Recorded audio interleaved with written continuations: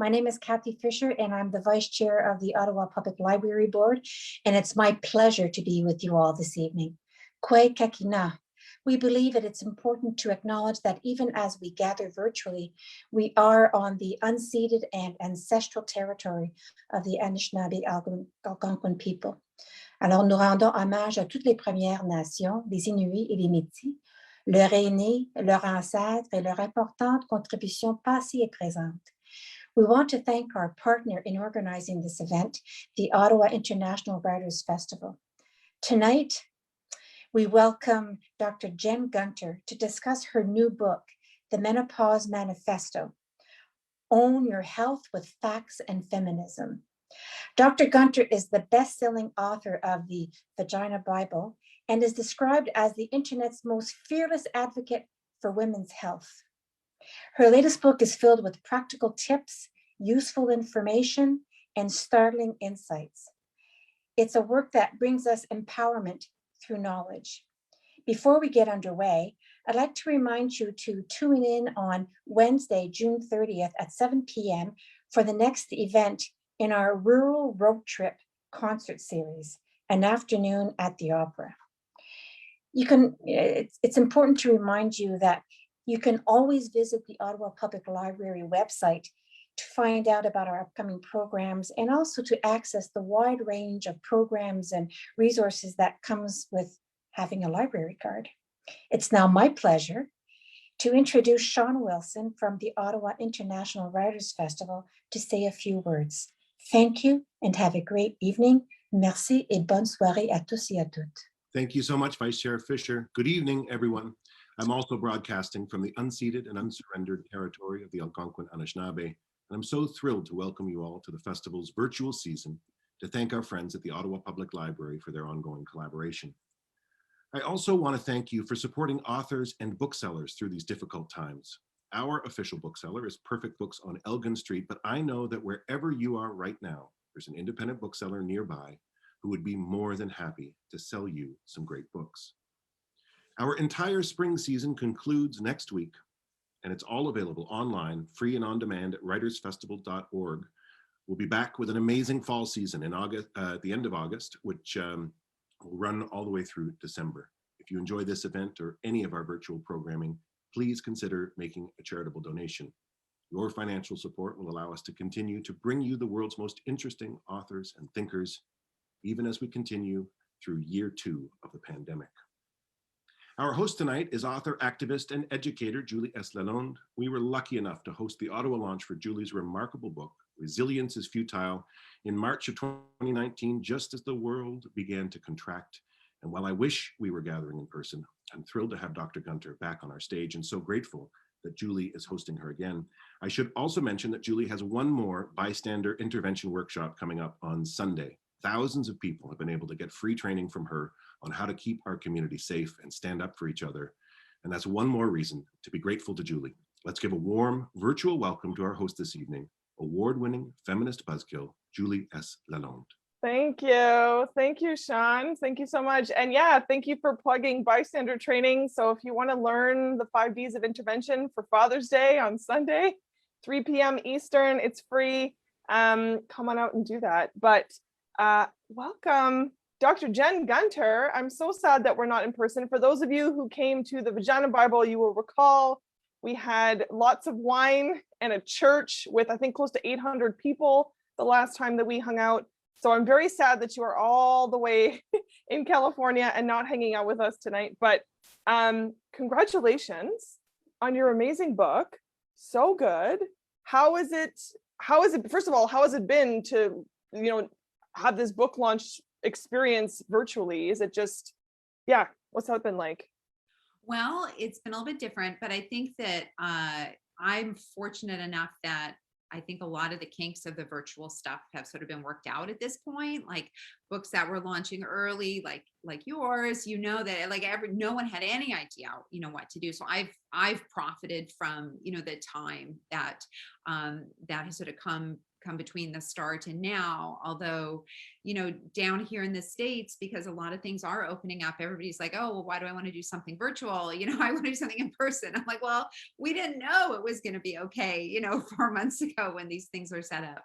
But, the great advantage of it is can reach people in so many other places, like you can all, like, it's so amazing to connect with the crowd, but the idea that, sometimes you can't attend an event that evening, or you live in a city where events don't happen or your author's not coming through. So I'm really hopeful that we're going to be able to keep some aspect of the virtual stuff, like do a combination, because, why not? Like if I'm sitting in San Francisco and there's a great writer at the Ottawa Writers Festival, why shouldn't I watch from here? Absolutely. Yeah. And it feels, I mean, clearly you started writing this book long before we knew what COVID even was. But how does it feel to write a book about basically fighting misinformation when we're living in an era of medical misinformation, right? Like does that feel good to be like, I'm putting some truth out in the world when there's just so much nonsense circulating right now? Yeah, I really did. And I really feel that, not only has there been all this, all these lies about COVID and vaccines and masks, but it seems that because a lot of that's based in conspiracy theories, that it accelerated other sort of, misinformation in medicine. And so it was sort of one of those cases of, unfortunately, the tide, lifted a lot of boats. And so, yeah, I mean, I'm really glad that it's out right now. And I think that as opposed to sort of when the Vagina Bible came out, people, I think, when I would talk about online misinformation, some people might like roll their eyes or say it's not really a thing. And now people are like, oh yeah, that's like a big deal. So, so hopefully, hopefully more people will see how important it is to have the facts. Awesome.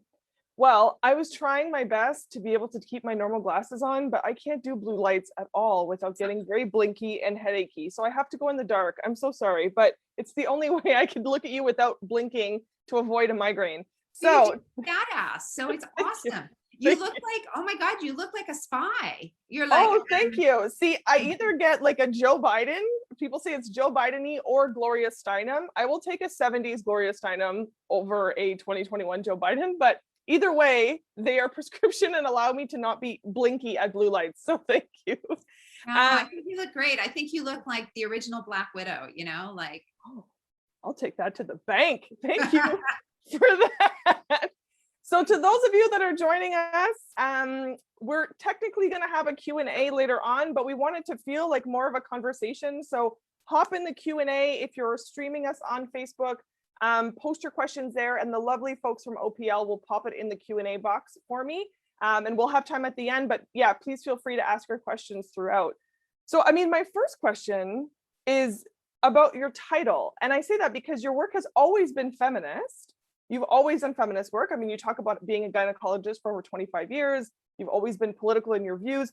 So why was it important for you to put feminism specifically in the title? Because it's facts and feminism that you're giving folks.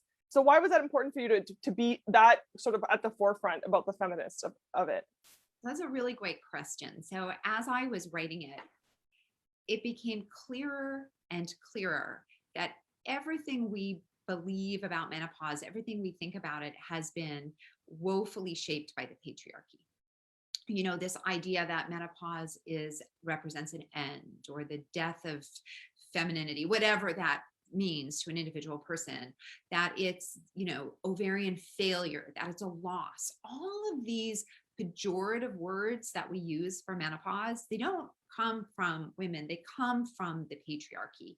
And, when I was doing the research into sort of the background and the culture of menopause, it felt to me like we were not that far removed from the ancient Greeks and their views about women's bodies. And so I just really thought like there is no possible way to sort of, frame this in any other way but to completely rid yourself of the shackles of patriarchy, because it really is shackles. It really contains your thinking, restricts your thinking. And if you enter into menopause or think about your menopause at any stage in your life and all you hear is negative messaging, of course you're going to be afraid of it. But we have this amazing history that tells us that actually menopause is super important biologically from an evolutionary standpoint. So all of that has been erased by the patriarchy. So that's why I felt feminism had to go in the title. Absolutely. And I mean, like I said, your work is so explicitly feminist, but I thought it was so powerful to put that there and to start the book so from the jump with saying, I think this great line about how like menopause would have the worst Yelp review, right? Like it just, we keep being told it sucks, but then almost immediately going into actually the history of, you know, the theories as to why menopause happens, and specifically the grandmother hypothesis. So I have to tell you, I mean, I am 36 years old. I am not menopausal, but I learned a great deal from this book. And as a feminist gerontologist, I was really struck by the way in which you so clearly made the links around how menstruation has all of these myths and stereotypes that are wrapped up in misogyny. But when it comes to menopause, we also have to include the ageism element and the idea that older women are invisible in society writ large. And this is just one more way in which we add to that. So can we talk about those strengths in the evolutionary standpoint? Because I think that it's so powerful just from the jump to be like, the rumors are not true, right? Like it's not the end of the world. And in fact, it's actually kind of badass. And there's all this like, yeah. So like, what are the strengths when you talk about from an evolutionary standpoint? What's that about? Yeah. So, you know, we've all been conditioned because we've been brought up in the patriarchy to compare sort of ovarian function to testicular function, right? So because sperm can be produced, even though the quality of it drops after the age of 40, let's be honest, but because sperm can be produced forever, technically, and the ovaries have a planned end to ovarian function, the comparison has put ovaries in sort of the failure mode, right? But the non-patriarchal question is to actually say, well, we should be comparing ourselves to other ovaries. We shouldn't be comparing ourselves to testicles. And if you look at our closest living relatives, the chimps, sort of, you know, in the animal kingdom, chimps have actually very similar ovarian function to us. They reproduce until their 40s, and in their 40s, their ovarian function starts to slow down and it ends. Like all animals. All animals die shortly after they reproduce. And so what happens? Chimps' ovarian function winds down, and then chimps die. So the question isn't, why does ovarian function stop? The question is, how did women keep on living, right? Totally different perspective, basically the same question. And the answer is because it was valuable, evolutionarily speaking. Everything we have contributed in some way to evolution. So if you think about childbirth, it's awful. I know that people, you might think your own individual childbirth is amazing, but from an evolutionary standpoint, childbirth and pregnancy is just good enough. Almost everything we have is just good enough. That means evolution can stand to have blood loss, can stand to lower iron stores, can stand to suck up menstruation, right? If you think about, because when I'm talking about pregnancy being difficult, I'm adding everything into it, right? I'm adding the years of menstruation leading up to it. I'm adding the menstrual cramps. I'm adding the menstrual diarrhea. I'm adding the breastfeeding, the low iron stores. I'm adding all of that into the picture. It's incredibly taxing. And that burden is borne by the person who has the baby, right? It's not borne by the person with the sperm. So the way that you can make that easier for someone is by giving them an assistant, basically, another pair of hands. And so, but that person can't be helpful if they're busy child rearing themselves. If their body is being taxed and they're running around after their own 2-year-old, they can't help you gather food and help you get shelter. So the grandmother hypothesis suggests, with a lot of information, that if you go back to sort of our ancestors, our ancestral grandmothers, because there's always outliers, some would have lived beyond their ovulation, but they would have been useful, and their daughters and sons would have had more children. And so you pass on that longevity after ovulation, generation to generation, until now you have longevity post ovulation, and now you have menopause. And we're not the only animals to have menopause. Killer whales do as well. So we see the same data that pods that have a grandmother grand calf sort of dyad, their grand calves are more likely to survive. If a grandmother dies, the grand calf is more likely to die. And so there's really quite a lot of evidence for it. And the interesting thing about killer whales is male killer whales all die around the age of 50. So they obviously don't contribute to the survival of the pod, right? Probably because I mean, I'm obviously not a whale biologist, but I'm going to guess they probably compete for food. So you know, so grandmothers and the data. So I was lucky enough actually to interview Dr. Kristen Hawkes, who was one of the lead anthropologists behind the grandmother hypothesis for my podcast Body Stuff. And you know, the grandmothers that she studied in Tanzania, they spend 37 hours a week foraging for food. They're providing the bulk of their family's calories. And again, patriarchy would have us believe that it's the men hunter and gathering, but they only provide 3% of the calories for the family. So, you know, not only did our ancestral grandmothers help, but they were actually doing a ton of physical work. They were strong, they were capable, they were using their brains to find food when, you know, there was famine or water. And so it really shatters that whole paradigm of, you know, being a sort of a useless old crone. Yeah, absolutely. And the fact that, that it's like, it's because one of the things that I thought was so brilliant that you were saying is that, you know, one of the reasons that I had heard even, and I'm outside of the medical community, is the idea that, you know, menopause isn't well studied, isn't well understood because it's fairly new, because people didn't live very long after menopause or into menopause because we were all just dying in childbirth and I don't know, like just dying all over the place. And so, you know, it's just new. So that's why the medical community should be forgiven for not understanding it, because it's actually a new phenomenon. But I mean, you really lay out how we're talking like centuries ago, people were talking about this, and you had such a great visual around, you know, the same people who are arguing old people didn't exist back in the day, but yet like every fairy tale involved like an old witch that was doing something to somebody, and you're like, well, she was there. I mean, your image of her was awful, but she existed, right? Right. Yeah. I mean, we have the crone archetype in literature, and you know, if you read stories of the Greek gods, you know, there's all kinds of, you know, old Greek tales with old women. I mean, Norse legends, all kinds of, you know, folklore has, you know, old people in it. And if you look again from this feminist lens, I mean, no one ever says, "Wow, because of modern medicine and sanitation, men are now living long enough to have erectile dysfunction." Yeah. And No. yet older women like live longer, right? Like they live longer than men. And we now know, you know, that there's an evolutionary reason that like we're all better off when we acknowledge that, you know, aging looks certain ways. And so, yeah, but let's going back to the idea that there's still like we can know all this great history about the purpose of menopause and how it's this, you know, if you're lucky enough to live old enough, you will experience it. But it's one thing for us to just sort of know that it's amongst ourselves, but what can we do?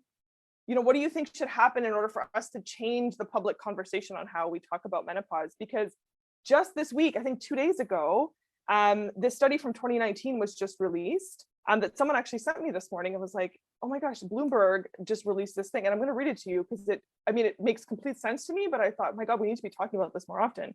So it was a 2019 survey that just came out in the UK that found almost 900,000 women in the UK left their jobs because of menopausal symptoms and no accommodation in the workplace.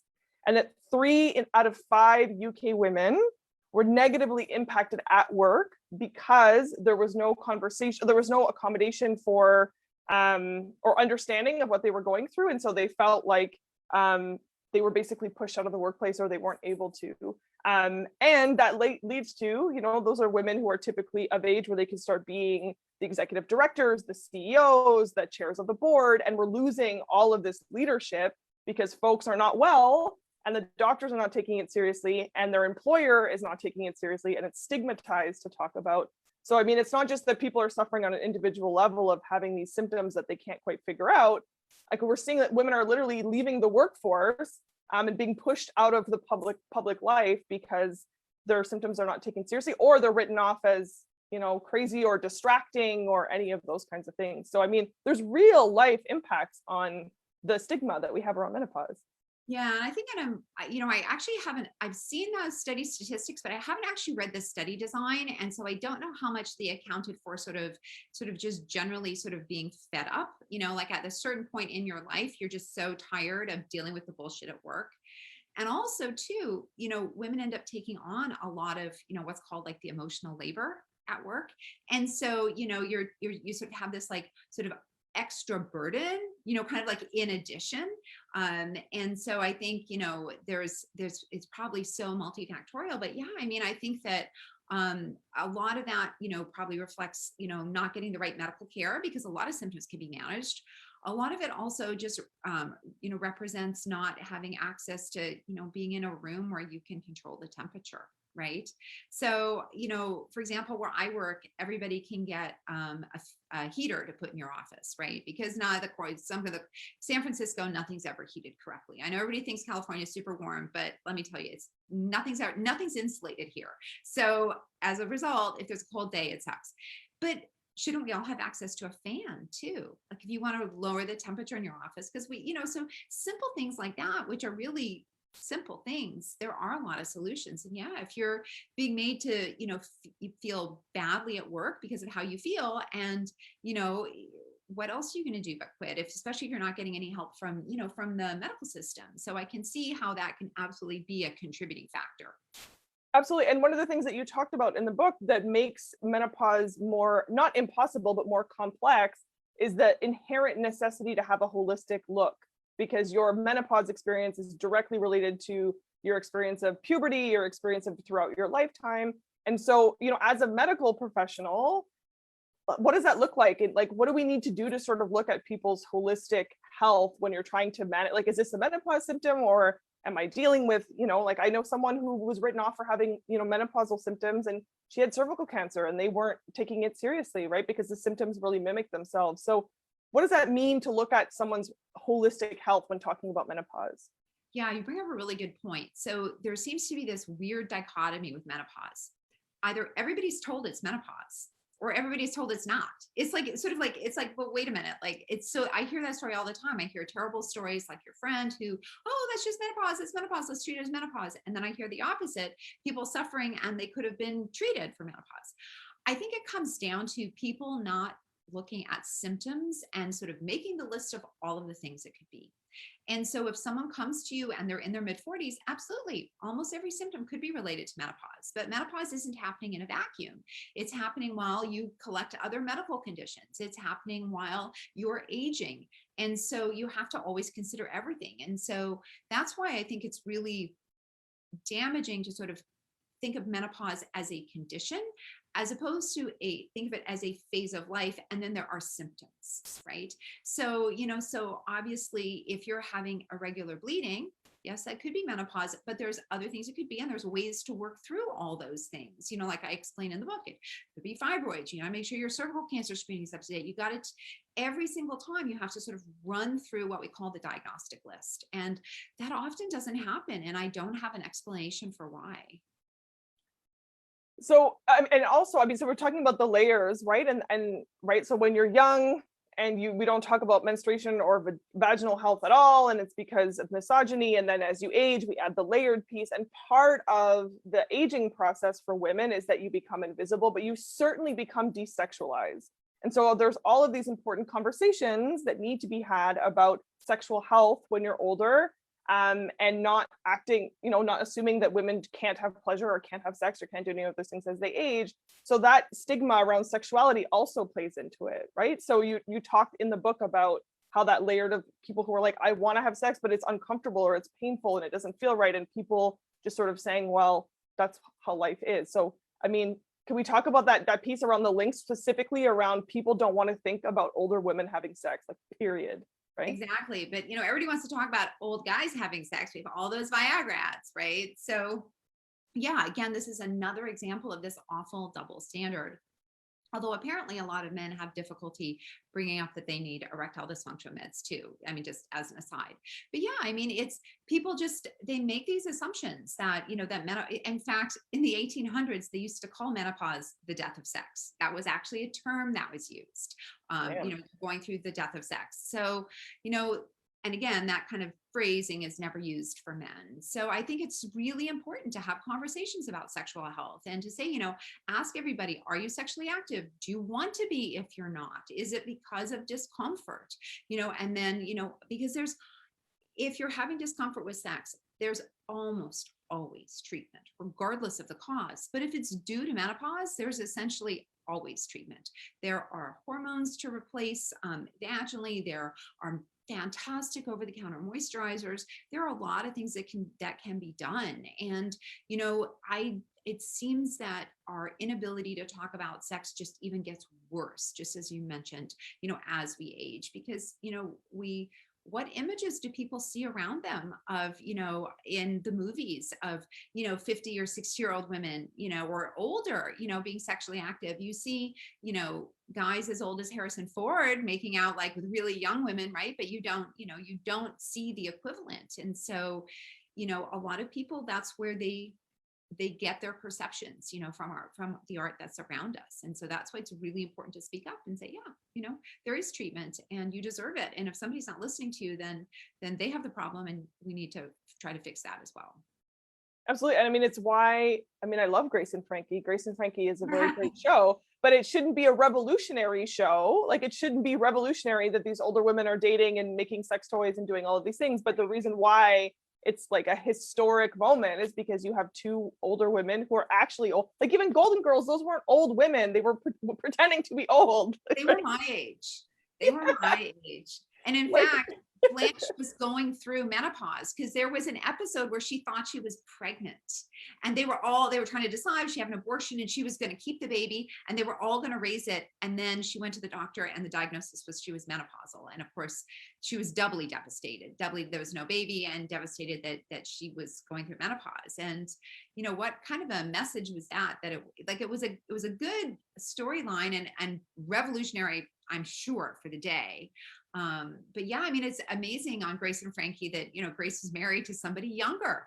She was married to a hot young guy. Yes, absolutely. And that she was just like, I want a sex toy that's not going to give me a hand cramp, so I'm going to make one. And then Frankie's dating a guy who's making yam lube, and she was like, yes, we all need yam lube. Yeah. And it's a great show. And like I said, the feminist gerontologist in me is like, yes, we need more representation of older women, but it shouldn't be remarkable that you have two sexually active older women who are just trying to live their lives.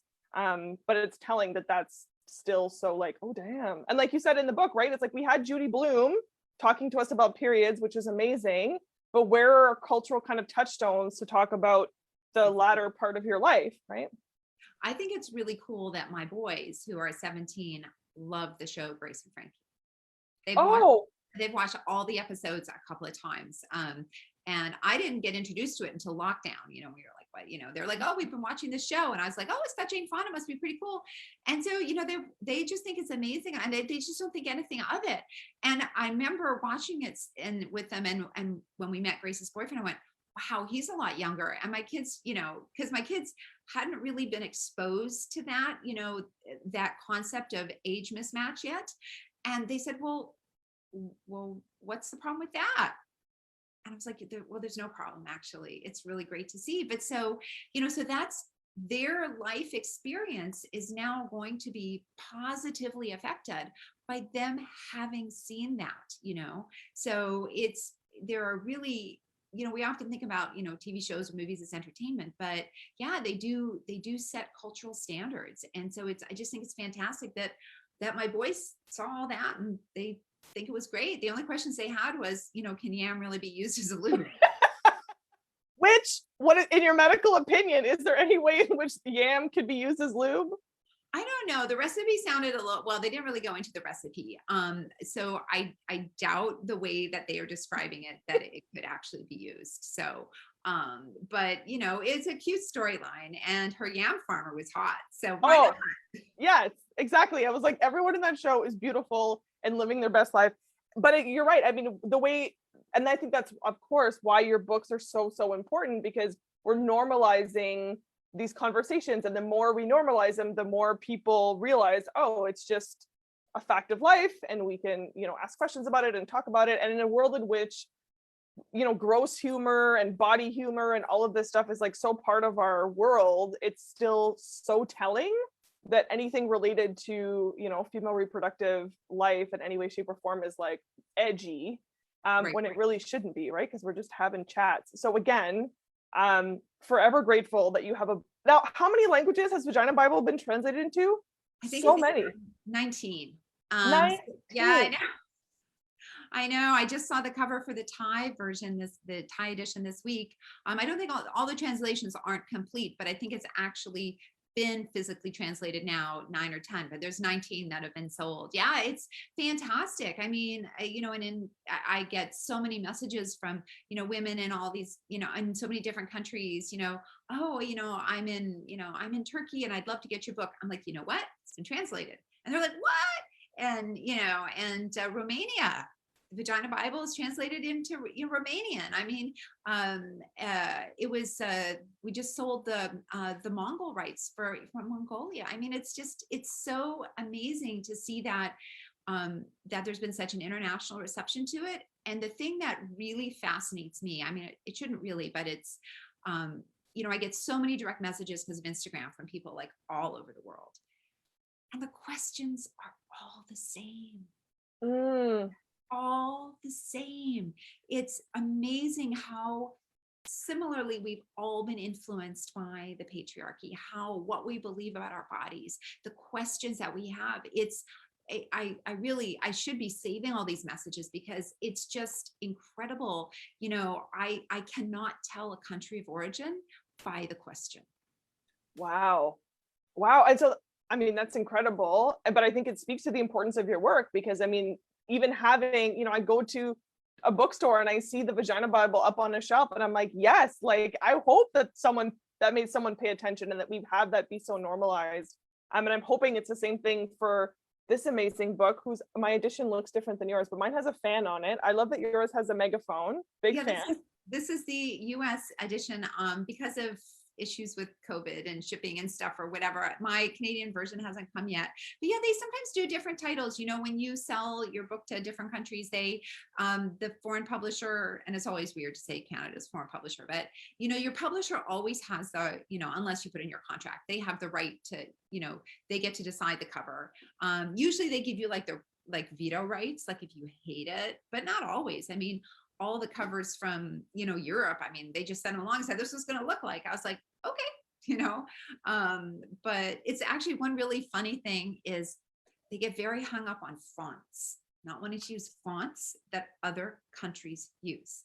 And I always hear like, we've changed the font because in, our country, blah, blah, blah. And I mean, it's the same. I hear this from Canada, from UK, from, it's so funny that font, people are very specific about their fonts. I was going to say people are very snobby about fonts, and I can't really balk at that because like Comic Sans is like a punchline for like cheesy font. So I can totally see why people are very hung up on details. Well, and in different countries, different fonts, just like, Comic Sans has that association here, in different cultures there, different fonts might have, but it's, and also, we all know what, like in the United States and Canada, we call it Tylenol, and I think they call it paracetamol in the UK. And they're like, well, and I'm like, okay. Like, I'm not sure why the same drug has to have different names in two countries, but okay. Yeah, you're like, you are the experts in that. I am limited in my expertise. Exactly. Okay, so I'm just looking at the Q&A. Please know, folks, hop in your questions there. Remember, to pop your questions into the Q&A box. And if you are over on Facebook, the lovely folks from OPL will keep sending them over our way. So we have a question about, so there's a lot of, and this was one that when I read the book, I was like, yes, I hear perimenopause now. I feel like this is a term that I hear more often than I've heard before. So there's different kind of stages, but you're very clear in the book in saying, we should really just be calling it menopause because it's all sort of connected. So why is that? And what are these sort of stages that folks are like, is it perimenopause? Is it real menopause? Yeah. So what's going on with the language there? Yeah. So in medicine, we use the term menopause transition for what people call perimenopause. And that's the time leading up to, so menopause is the final menstrual period. Everything after is postmenopause, and the time before is a menopause transition. But it's fair to call the whole thing menopause because how we treat people, symptoms, things like that, the last menstrual period rarely counts. It doesn't, it counts for how we work up your abnormal bleeding, and it counts for deciding if you can get pregnant, but that's it. So for your day-to-day living with menopause, it doesn't really matter. And in the same way, if you're trying to decide if you should treat menstrual cramps, does it really matter if you're 14 or if you're 19? Deciding, are you still in puberty or are you out of puberty? That doesn't have an impact. If you have the cramps, you get treated. And so just like we don't really need to sort of distinguish a hard and fast between puberty and adulthood, we don't need to do that same thing with menopause. And so, but the menopause transition colloquially is sometimes called perimenopause, and it's sometimes called premenopause. And I think, again, because there's so many terms, going around, that menopause transition feels like the best one. And you won't know you're in it until you're in it. Just like puberty, you didn't know you were in it until you're like, oh, actually, I think I've grown really fast these last couple of months. And whoa, what's happening with my breasts? What's going on? You don't know until it's happened. And that's okay, because that happened with puberty.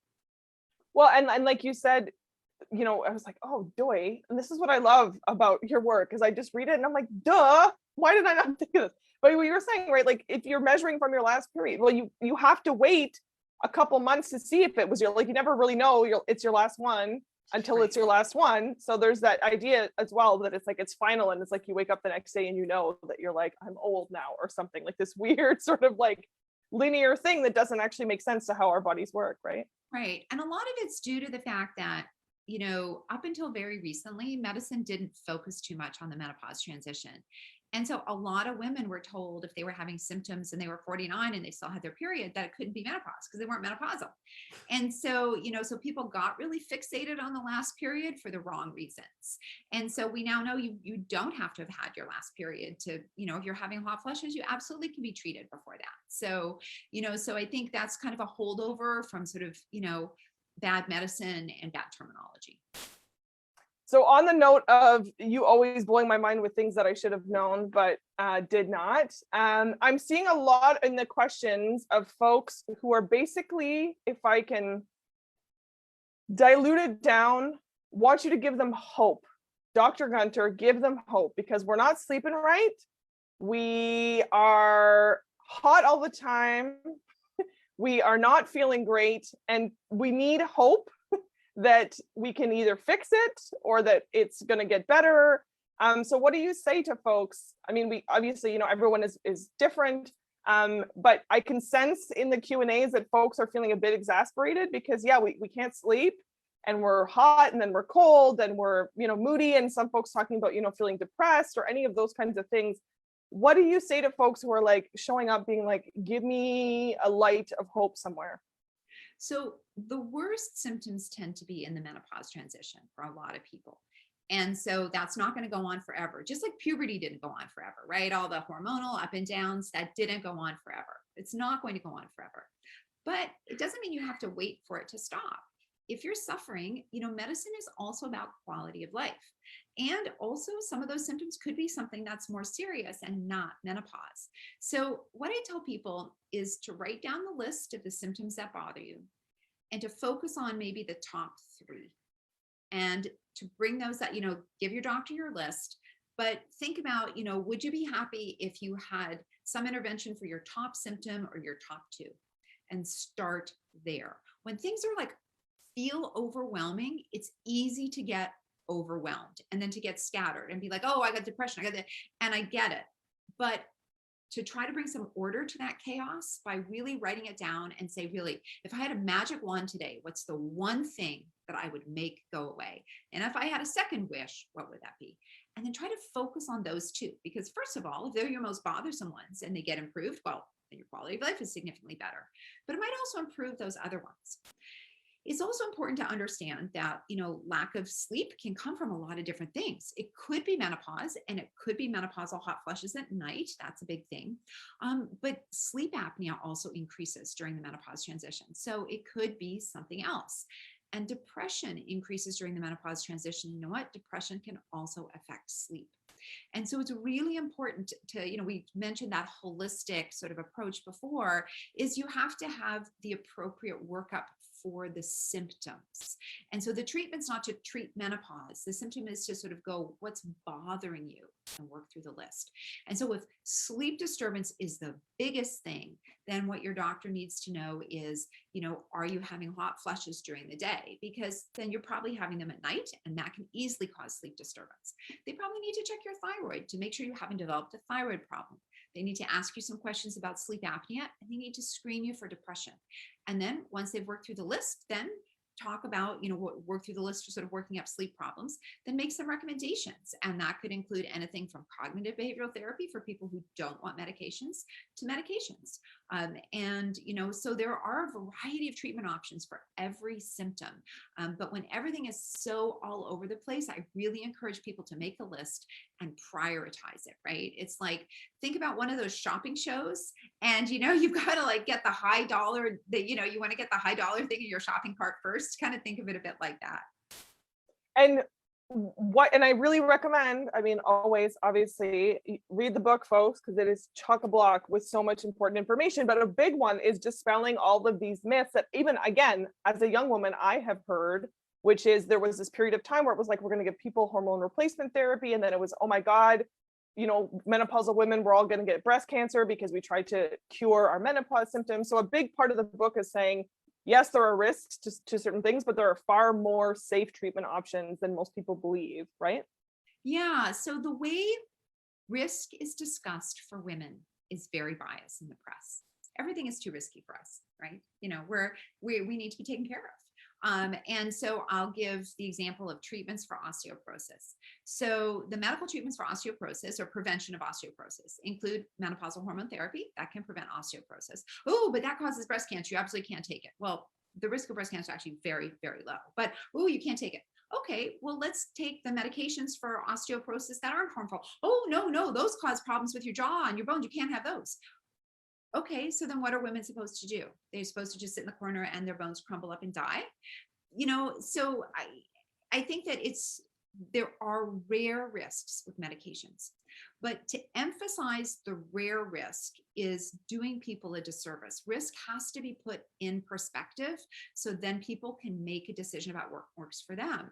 And so, if you are at very high risk for osteoporosis and you are too afraid to take any medication for it because of a very low risk of another problem, we have done you a disservice. But scaring women is profitable versus scaring men doesn't seem to be, because you know what?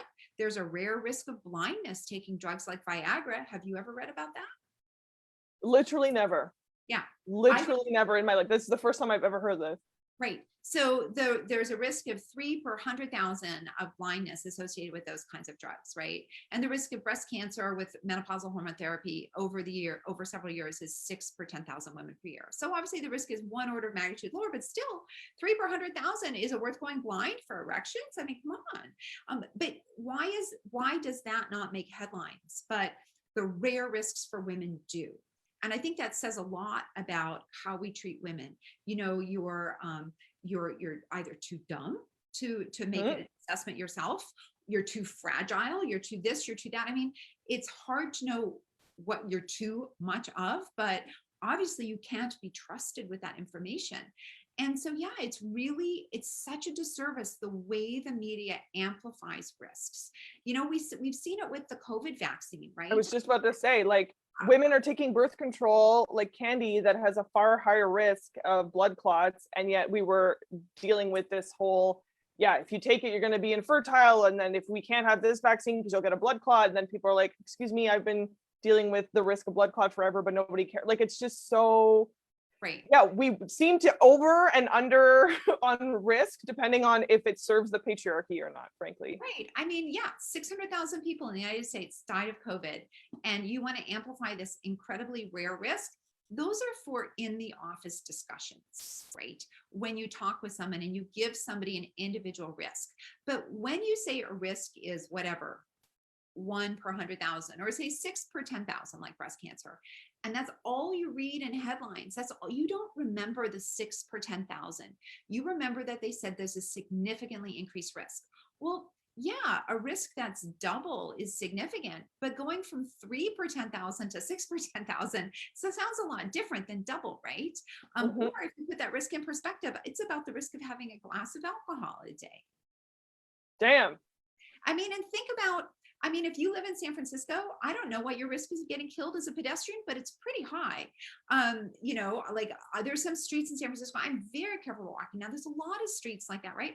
If we trust women to walk, to pick which street to walk down, we can trust them to handle the risks about medications. I mean, this is what really infuriates me. Every single, not moment of our lives, but a lot of them are spent assessing risk. Should I walk down that street or should I take the bus? Is it safe to walk past those men or should I walk past those men? Which is safer for me? Women are doing that all the time. And so we can trust them with the information. Absolutely. That was if you were in person, we would have cheers to that. Cheers. Exactly. Cheers to that. Trusting women. So on that, we have a question, which is a great question. So if you could suggest one thing for everyone with a uterus to start or stop doing for their health, what would it be? Okay, I'm going to give you two. Awesome. Okay, the stop doing is stop smoking. There is no greater health intervention that you can do than stop smoking. It's going to save your heart, your bones, your ovaries, so many things, your skin, your hair, your eyes, everything. So stopping smoking. And the thing to do, and no one's going to want to hear this, it's exercise. You know, almost every single condition in menopause is improved with exercise. And during the menopause transition, we have an accelerated loss of muscle mass. And that accelerated loss of muscle mass contributes to a lot of the serious medical conditions that women face in menopause. So it makes our bones weaker and contributes to our osteoporosis. It makes us more likely to fall. So then we're more likely to get a fracture. It also contributes to the change in metabolism that lets you put weight around your middle. And that fat is inflammatory fat. And that's the fat that increases your risk of heart disease and diabetes. And so not only is it aerobic exercise that matters, what even matters more, or at least as much, is actually weights or resistance training, working on building muscle, because you can slow the loss of muscle mass. And so if I had one wish, it would be for everybody to be able to sort of partake in that type of exercise. And, you know, for too long, I mean, women have felt that they don't belong in gyms, right? They don't belong where weights are. I mean, I used to, before the pandemic, go to the gym, and I was, even though I know what I'm doing with weights, I would feel like I need to shrink myself in that space, and I didn't belong, you know? And women are judged by how they look at the gym. Like all these things conspire to make it less likely for women to do this. And you have to remember that men start out with more muscle mass, so they can afford to lose more than we can. We have an accelerated loss, and because women live longer in general, we have to make that less muscle mass that we lost more of last longer. And so if you want to prevent frailty, if you want to prevent heart disease, if you want to prevent osteoporosis, it's exercise, exercise, exercise. And I know it's the unsexy answer, and I work out a fair bit, and I hate it. I wish I could tell you that I like it, but I like how I feel after. And every time I work out, I tell myself, I'm preventing heart disease. I'm preventing diabetes. I use that as my mantra. I've finally managed at the age of 54, and this took a lot of work, to divorce working out from how I look and to associate it with my health. And you know what? It actually makes it, for me, easier to do when I'm not thinking it about my looks. When I'm thinking it about health, I'm thinking about, like, this is a pill that I have to take. I would do weights 3 times a week. And I think about it like a medication. I love that. And it's never too late to start, in terms of, there's a woman I follow on Instagram whose name I cannot remember, but she started weightlifting in her late 50s, and she's now in her 70s, and she's tiny. She's like this tiny little Latina woman, and she is like deadlifting almost 300 pounds, and she's in her 70s. So like, be the beast at the gym is our, whether you're 60 or 16. Yeah. What's tell you, I have a goal. So I'm turning 55. I think I'm turning 55. I can't actually remember, but I think it's 55 in July. And so my goal is by the time I'm 56, so this gives me just over a year, is to be able to do a pull-up. Oh, I'm trying to do them right now. They're so hard. Oh my They're God. so I'm hard. just doing the dead hang right now. And it's like, I'm like, ah, after like 12 seconds.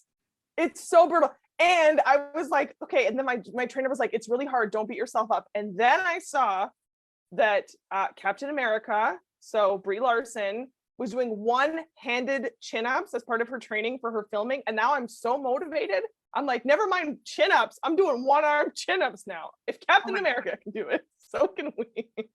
Yeah, no, I've decided I'm on a program. We'll see. I mean, I'm really hoping. I've never in my whole life ever been able to do one, not even when I was little. So yeah, so that's my goal. Now I've said it out loud. I have to, You have to do it. You're manifesting it.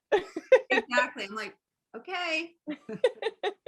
So another great question in the chat from Carrie, which, yeah, great question. So is there a familial element to how we experience menopause? So will mine be similar to my mom's or to my sister's or to my grandmother's? Is that how that works? It's a great question. So yes and no. So actually, from a symptom standpoint, that hasn't really been studied. If your mother has more symptoms, we don't actually know. And also it's important to remember that expectations also affect symptoms. And so if you've lived around someone who's had very difficult menopause, then you might expect that would happen to you. And I would say, try to be neutral and see, for example, like my mother had a very volcanic menopause, but I was very fortunate that through a whole career in OBGYN, I saw a whole range of experiences, right? So I knew that my mother's wasn't the only one. Now, from age of menopause, it's not that much connected with your mother, believe it or not. It's more connected with your sister, interestingly. Oh. And if you think about it, so there's clearly a genetic component, but your sister. So what the studies tell us is that environment matters as even more than genetics. So your mother and your sister each share 50% of your genes, right? So you'd think that if it was just genetic, that would be pretty equal, that, be the sort of very similar. But actually it turns out that sisters are more likely to be closer in age of menopause. And that's because sisters tend to grow up in the same environment, right? They have the same exposures, whether it's poverty or divorce of a parent or environmental pollutants. They have similar exposures. Your mother grew up in a different environment from you.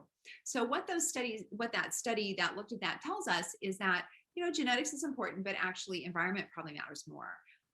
So that's what we know. That's a great question. And I'm seeing that there's like 3 or 4 different versions of that question here. So thank you so much for answering that for us. So can you speak a bit to the importance of hormone balancing? Is it only to manage symptoms during menopause, or is it important for health later in life to reduce, for example, the risk of osteoporosis? So hormones balancing isn't a thing. It's not hormones aren't in balance. So that's the term that's often used by naturopaths, and it actually doesn't have any medical meaning. So I would say that no, there's no such thing as hormone balance. It's not something that you don't need to have your hormones level tested. We don't diagnose menopause with hormone tests, just like we didn't need hormone tests to diagnose puberty, right? We were able to, if menopause is happening around the time it should, then you don't need tests. Now, if it looks like it's happening when you're 39, that's a lot earlier than it should be, and then absolutely you need tests. So hormones are only prescribed when you have symptoms or medical conditions that can be treated by hormones. So that also gets back to that concept of menopause isn't a condition that needs to be treated. The symptoms and medical conditions related to menopause need to be treated. And that's a subtle difference, but an important difference. So some people may turn to menopausal hormone therapy for hot flushes. Some people may turn to it to prevent osteoporosis. And some people may turn to other things, but otherwise there isn't sort of a hormonal balance thing. So what would be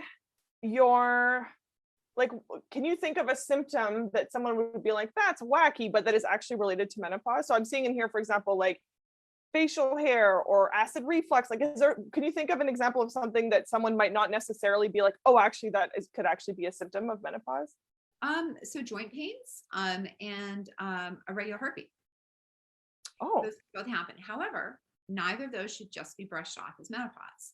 So, if those are happening to you, you should be worked up, because you know what, your new onset joint pain could also be arthritis, right? Or your new onset heart palpitations could actually be that you have something wrong with your heart. Because remember, you're also aging at the same time as you're getting menopause. So if you have a full workup and everything is negative, then maybe that's what it is. And so actually about 5 or 6 years ago, I had some palpitations at work. It was really weird. I was almost menopausal, maybe about 6 months away from my last period. And it was really weird. And I thought, what the hell? And I didn't think anything of it. And then I wasn't feeling well. And I took my heart rate and it was 30. Even I know that's not good. Really low. So I was like, oh, I must have taken it wrong. So I wandered down a couple of stairs to the EKG department and said, I just ordered myself an EKG, which, you shouldn't do that. If you're your own doctor, then, you have a doctor, you have an idiot for a doctor, right? So, so I went down and of course, got my EKG and it was normal. And then big pause, bloop.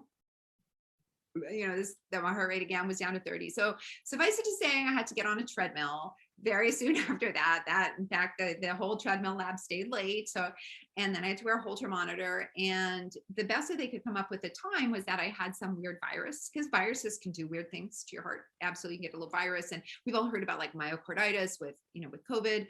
Like little cold viruses can do that, and that it had maybe affected my heart rhythm, because I already have a low heart rate as to begin with, and then it went away. I had it for a while, and I sort of felt a bit like that guy, and I think there's a movie was called Crank with Jason Statham where he had to keep his heart rate like over 100 or he was going to die. I felt a bit like that at times, but then it went away, and now I wonder in retrospect, I wonder if that was related to menopause, because there's this shared sort of change in how your autonomic nervous system works. And so that could maybe explain symptoms, but it can also explain things like irregular heartbeat. So you should never brush it off as menopause, but after everything's worked up, if nothing else is found, then that might be the answer. Well, this feels like a great last question from the audience, which is, are you seeing, and this is from Alexandra, are you seeing a change in, so as a medical professional and as someone who, is in the mainstream and communicating medical expertise to the mainstream, do you see more interest in menopause? Like medically, is there more research? Is there more of an interest there? Like, are you seeing that positive direction? Or is it still feeling like you're the only person who's trying to talk about it? No, I really feel like we're in the start of a menopause renaissance for a lot. Oh, I love that. Yeah. There's all kinds of exciting new data coming out this week. Oh my God, an amazing study published by Lisa Mosconi, who is a neuroscientist, and she studies brains and aging and menopause and aging. And brain fog, which many women describe in menopause, is a temporary phenomenon. It goes away. It's not a sign of dementia. But what her data found was that that areas of the brain do shrink during menopause, and there's changes in blood flow and sugar usage, because a lot of that's triggered by estrogen. But the brain finds ways to compensate, and other areas grow and other areas change to take up the slack, meaning we evolved to cope with that. Kind of gets back to the grandmother hypothesis, right? You couldn't be out gathering roots and berries for 37 hours a week if your brain wasn't working. And so it's really fascinating. So I encourage people to think about menopause, especially if you're having those sort of neurological symptoms. I mean, obviously you get screened to make sure it's not depression or something else, but if it's brain fog related to menopause, think about menopause like a new operating system being uploaded into your computer. Just like when you get the alert on your phone that you need to update your iOS, and you're like, oh my God, I don't want to do that, because it never works right for a while afterwards, and you got to figure out the glitches. That's kind of what's going on with menopause. And then the glitches settle out and everything is kind of smooth sailing after that for most people. So yeah, so there's all kinds of exciting new studies coming out all the time. And I think there's more practitioners that are interested in it, and I see more people getting good advice. But the downside is I also see more people getting really bad advice from social media, and people being told to use things like topical testosterone, testosterone pellets, or topical progesterone, things that are absolute scams and harmful. So that's also unfortunately increasing as well. Well, my last question to you then is, what's next for you other than constantly fighting disinformation on the internet, and starting a revolution where we're talking about menopause? You have a new podcast, which is awesome. So yeah, so what you cooking up? What are we going to see next? Yeah, well, so the podcast is Body Stuff, and please, please, please subscribe and download, because when you do that, you're voting that basically you want to hear science, you want quality information. So I have another book to write because I signed a deal for it. And yeah, Ooh. so there'll be another book coming out. I'm still working on it. It's going to be a little bit different than what's been out there, less of a self-help guide and more of a how the fuck did we get here kind of, explaining how misogyny and the patriarchy affects so many medical things, sort of like in the ways that you didn't even realize, like with words like ovarian loss or, with menopause, like once you point it out, you're like, oh, of course. But, so kind of like that, I think. So I'm working on it, and it'll be a bit autobiographical too. So that's what I think, but you never know. We'll see. Sometimes when you start writing, I'm sure then all of a sudden you're like, oh, wait, I'm birthing a different baby, apparently. Okay. Well, I'm very, very excited to see whatever you cook up next. And I want to let folks know that you can borrow the Menopause Manifesto from the Ottawa Public Library. You can go and pick it up from any bookseller, and it's so good and so helpful. And I say this as someone who is not in that stage of life. When you talked about how for you it was easier because you had spent so many years thinking and studying these things and how that helped, just having that knowledge, that like really clicked for me. I'm like, yeah, we need to not just buy these books for our moms. We need to buy it for like young women even, so that we're, read the Vagina Bible, read this, and you kind of get a better sense of what your body looks like. And when you have information, you can make informed choices. So thank you for helping us make informed choices. My pleasure. And thank you so much for hosting. As always, you're amazing. And hopefully with the next book, we can do it in person and walk down the aisle again. I look forward to it. Thank you so much to everyone who is here. If you know of someone who would have benefited from this chat, it will be up on the Writers Fest, all of their socials, so you can watch it later. Thank you so much, Dr. Jen Gunter. Thank you so much to the lovely folks at OPL and the Ottawa Writers Fest. They have an event. Check the chat box. You can register for an incredible event that's happening on June 30th at 7 o'clock. You can enjoy an afternoon at the opera, which sounds delightful. So sign up for that and support your indie bookstores. That is my pitch always and forever. And so good to see you, Dr. Gunter. Thanks so much, everyone, for being here. Bonsoir tout le monde. Thank you. Thank you, everybody.